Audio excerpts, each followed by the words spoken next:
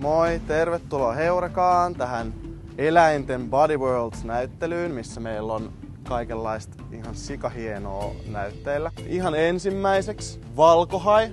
Eläinten Body Worlds-näyttely on tämmönen kiertävä näyttely, joka on nyt saatu tänne Heurekaan. Täällä on esillä meillä nämä eläinplastinaatit, eli plastinointi, tällainen menetelmä, jossa kuolleesta eläimestä poistetaan rasvat ja kaikki kudoksen omat nesteet. Kudokset täytetään muovilla, esimerkiksi silikonikumilla. Valkohai sen plastinoinnissa on myös semmoinen 2-3 vuotta. Valmistunut tuossa ihan viime vuoden lopulla vasta, just ajoissa tänne Heurekan eläinten Body Worlds-näyttelyyn.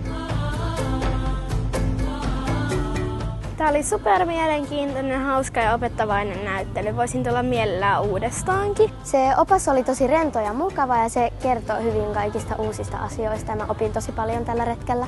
Heurekassa on aina tosi kivaa!